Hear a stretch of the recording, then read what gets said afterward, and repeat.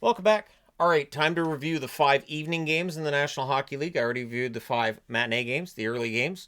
That video is already on the channel. So that being said, we have Florida and Philadelphia to start things off. So this was Tarasov at one end, Vladar at the other. Early press by the Flyers. They're kept to the outside. The Flyers end up drawing a power play. That's killed off. The Flyers power play, man. So the Flyers press at 4 minutes. Florida then gets a power play. That's killed off as well. The Flyers press. The fans call a penalty. The referee does not. The Panthers get pinned down, but they block the path to the net, not giving Philadelphia chances at the net. Cates has a net drive that's blocked, and then at 8:54, it is Philadelphia that scores first. Forrester roofs one from the slot. Couturier with the assist. 1-0 for the Flyers. Shots are 6-3 Philly with 6.5 minutes left. A net feed to Couturier, near miss there. The Flyers press in the final minute. Things then get pushed on a hold by Vladar. It's 1-0 for the Flyers after one. Second period, early press by the Panthers. Reinhardt has a slot shot that's held. It's all Florida early in that period. Sanheim has a rush chance. That's kicked aside. And then there's an offensive zone penalty by Couturier. There's a shorthanded near miss by Sanheim. So it definitely looks like the Flyers are going to be dangerous shorthanded, the same as last season, and they do end up killing that penalty off. The Flyers press at 5.5 minutes. Philly draws a power play. That's killed off as well. Vladar with a turnover, but the Flyers do recover, so it does not cost them in the form of a goal. Luchenko to Grabenkin, near miss for the Flyers. Panthers press with 8 minutes left. The Flyers go back to the power play. That leads to a shorthanded Marchand net drive. That's defended. The Flyers kind of pressed there for a while, and you can hear the Boo Birds were out for that, but that power play is killed off. And then at 15:47 is Couturier roofing one on a breakaway, making it 2-0 for the Flyers. Konechny and Sanheim with the assists. Things get punchy on the before the next face-off, so the goal is scored, and then before the next face-off happens, there's some punching going on. Then with 1:55 left, the Flyers get a power play that leads to a shorthanded marker for the Florida Panthers, and of course it's Reinhardt. Reinhardt scores from Lundell at 19:22, and so after 2 periods of play, it's 2-1 for the Philadelphia Flyers. I almost can't say it. It's just so weird. Third period.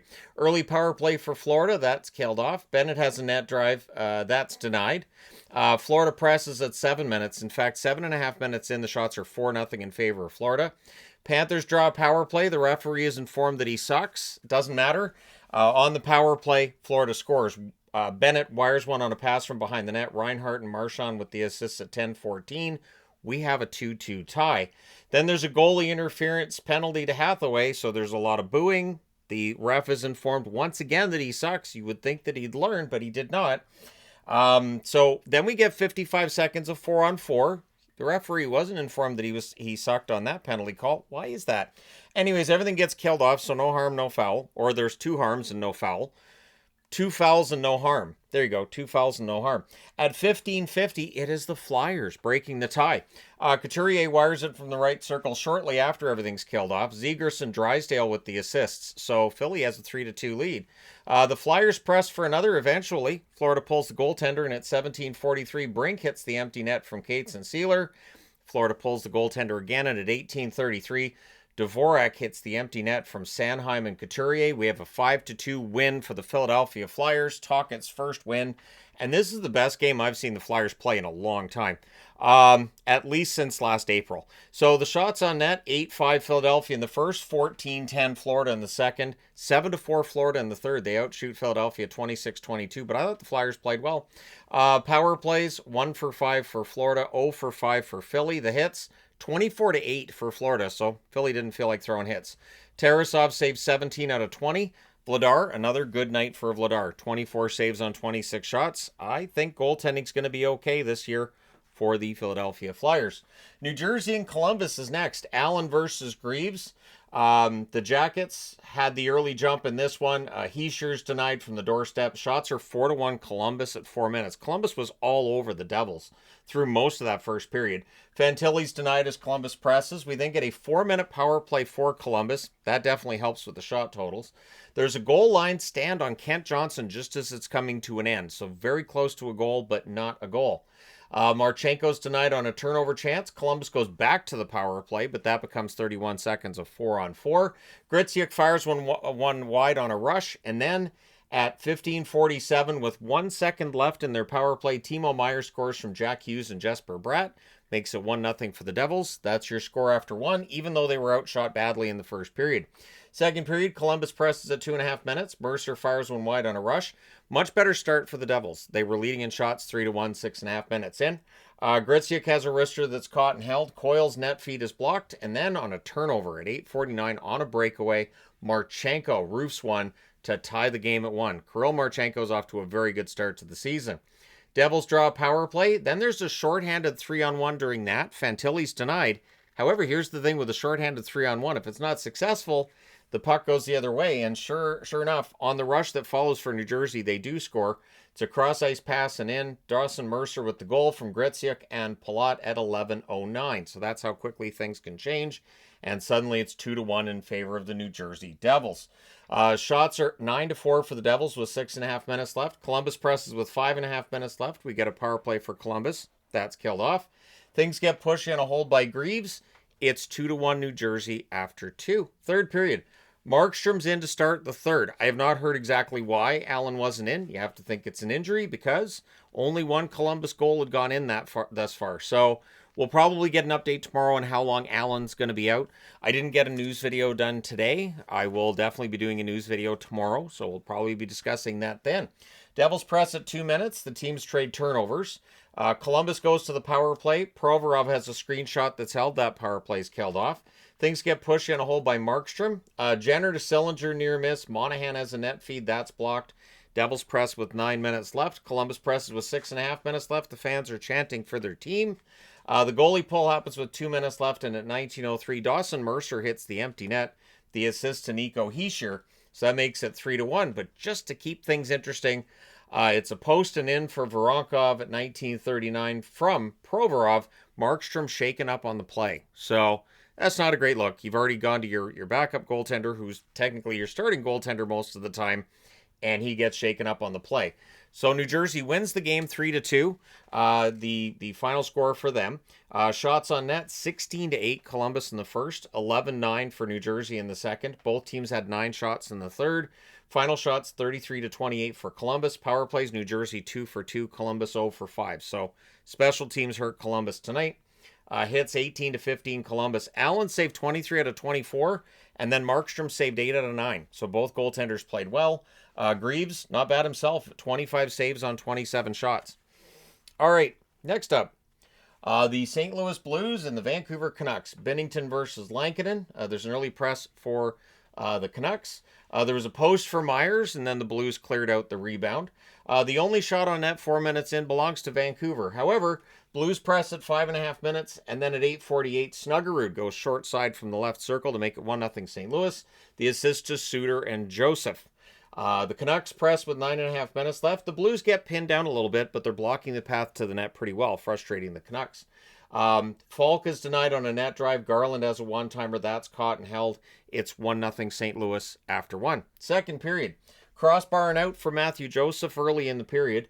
The Canucks press at 1.5 minutes, but at 2:10 off the rush, Shen fires one from the slot to make it 2-0. The assist to Kyrou and Broberg. So we had play for the Canucks. It looked like maybe they were going to get on the board and tie it. Instead, it goes the other way in their net and it makes it 2-0. The Blues then press for another. Canucks are pinned down. Lankinen's busy at this point in the game. And then at 5:33, Sherwood with a backhand from the slot gets the Canucks on the board. Ratu with the assist. It's now 2-1. Blues, though, they draw a power play and they score on it. And it is Snuggerud with his second goal of the game. He buries a loose puck at the net at 8:13. The assist to Buchnevich and Shen. The Blues then go back to the power play, but on this power play, it is Sherwood deking around Binnington on a breakaway to make it 3-2. The assist on that, no assists on that one. It's at 12:12 of the second period. And then importantly, the Canucks do finish the kill there. However, at 13:43 on a 3-on-2 rush, Nathan Walker scores his first of the season. The assist to Texier and Bukestad. So that restores the 2-goal lead for the St. Louis Blues. Things get pushed in a hole by Lankinen. The Blues press with 3 minutes left. They're up 4-2 after 2. Third period, good flow, but no shots on net 3.5 minutes in, so that favors the team that's up by 2. Kane has a chance as held as the Canucks get some pressure. The Blues, they draw a power play. That's killed off. The Canucks then get a power play, so the Blues kill that one off as well.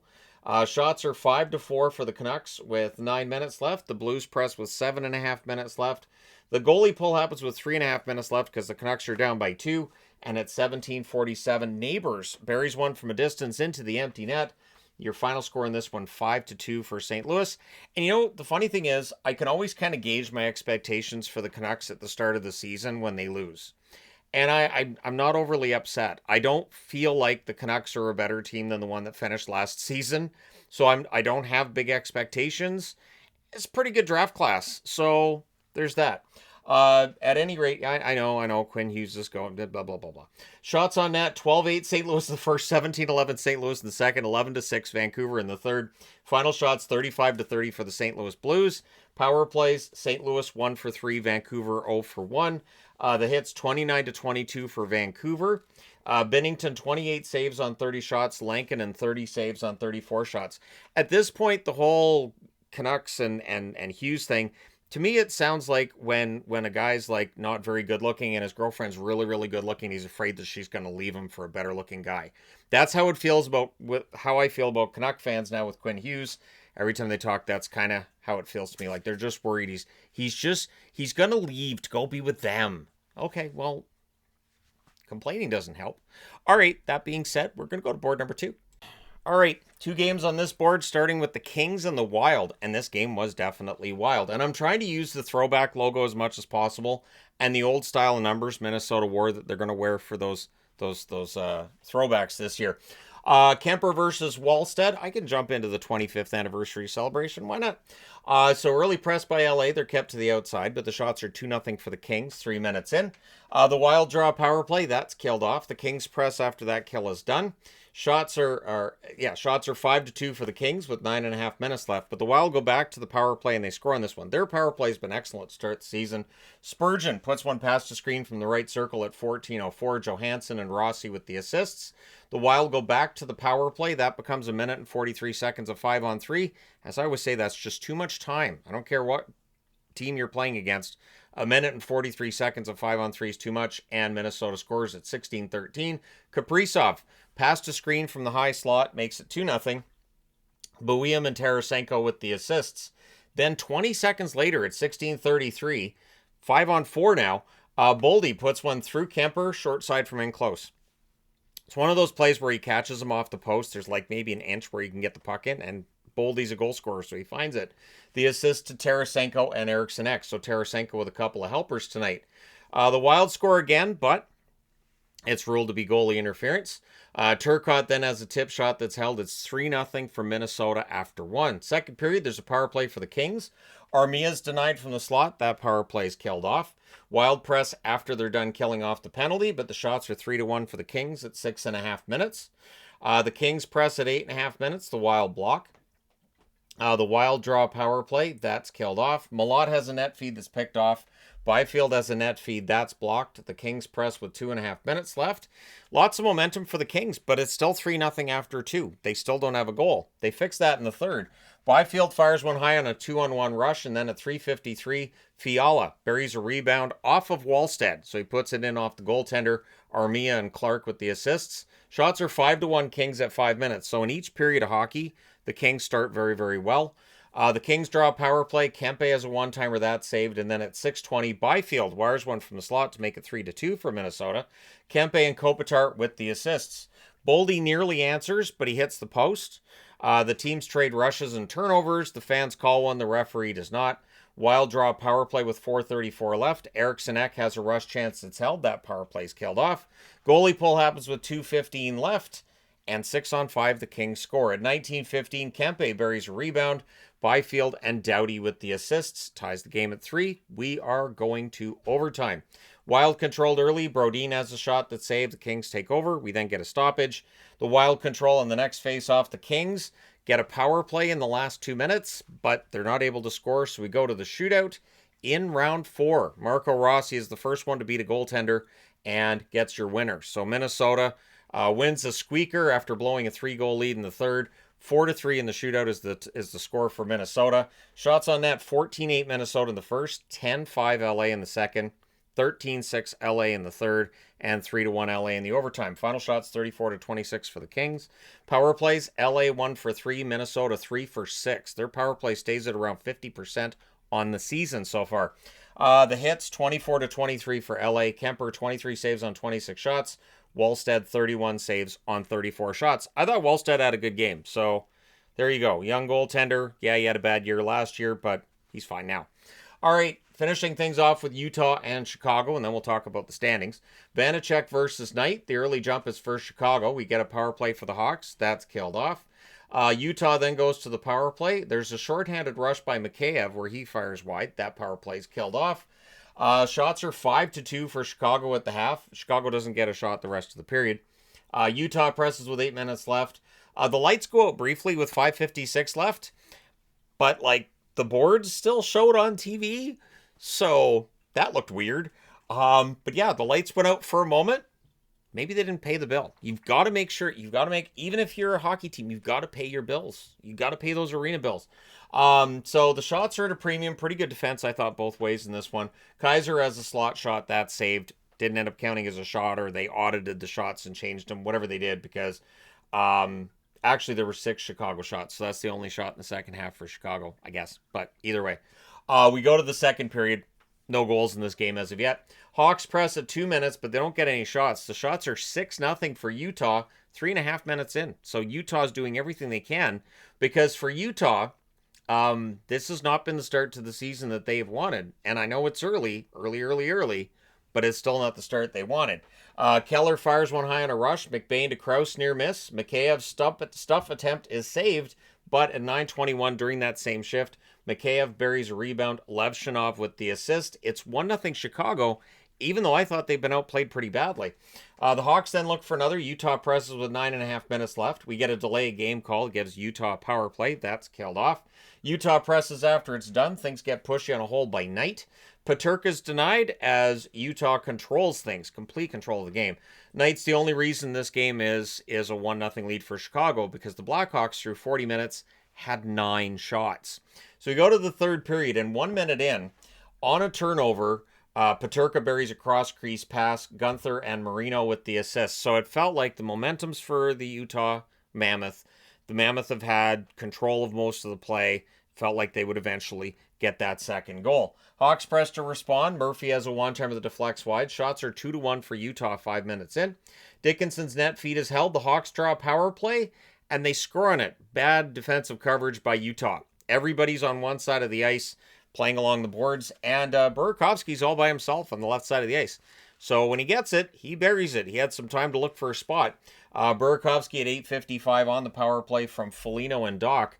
Shockingly, it's 2-1 for Chicago. Schmidt has a one-timer that's held as Utah presses, looking for a response. There's a kick save on Keller. The rebound's cleared.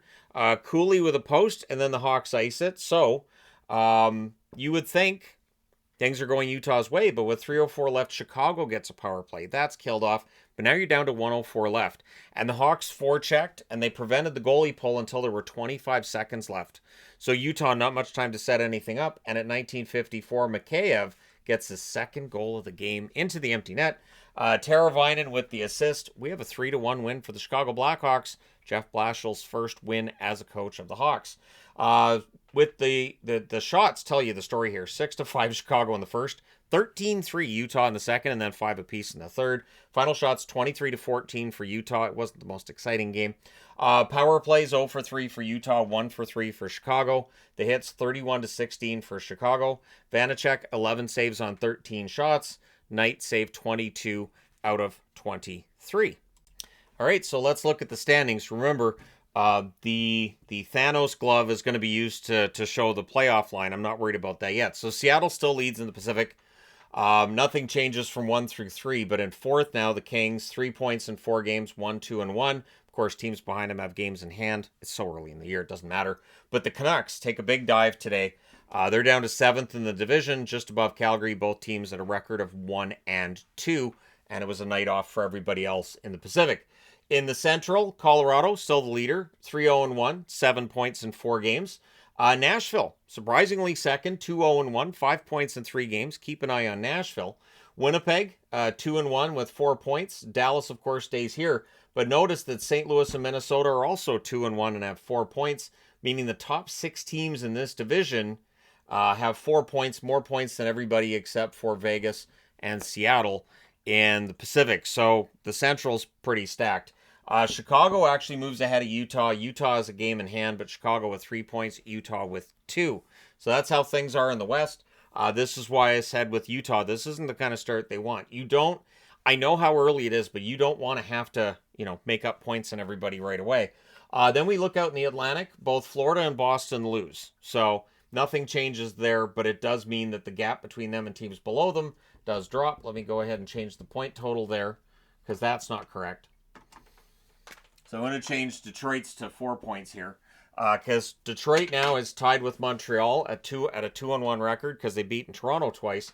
So Toronto drops to 5th in the division with 2 points in 3 games. It's way too early to be panicking for Toronto. I'm sorry. Tampa now is 1-2 as well. Ottawa drops to 1-2. So Ottawa's 7th in the division. They've got to be careful because things can get out of control quickly. Buffalo is actually 0-3.